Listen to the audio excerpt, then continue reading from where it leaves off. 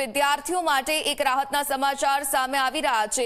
જી હા, કોલેજમાં એડમિશન માટે ફોર્મ ભરતા વિદ્યાર્થીઓ અને તેમના માટે રાહતના સમાચાર। GCAS પોર્ટલમાં કરવામાં આવ્યો છે મહત્વનો સુધારો।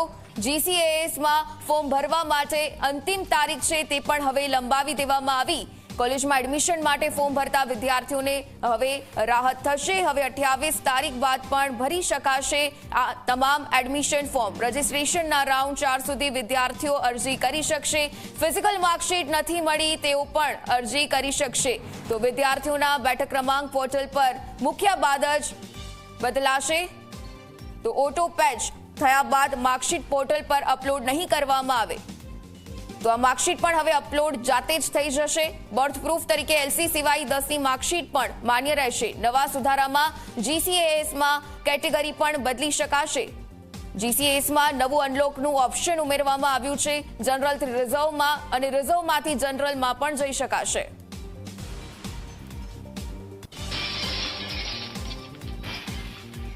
તો બેઠકમાં ક્રમાંક પોર્ટલ પર મૂક્યા બાદ ઓટો પેચ જાતે જ થશે। તો GCAS માં ફોર્મ ભરવા માટે જે રીતે હવે અંતિમ તારીખ છે તેને પણ લંબાવી દેવામાં આવી છે। પોર્ટલમાં સુધારો થતાની સાથે જ હવે વિદ્યાર્થીઓને ઘણી રાહત થશે। બર્થ પ્રૂફ તરીકે LC સિવાય 10ની માર્કશીટ પણ માન્ય રહેશે। નવા સુધારામાં અનેક એવી બાબતો છે જેને સુધારવામાં આવી છે।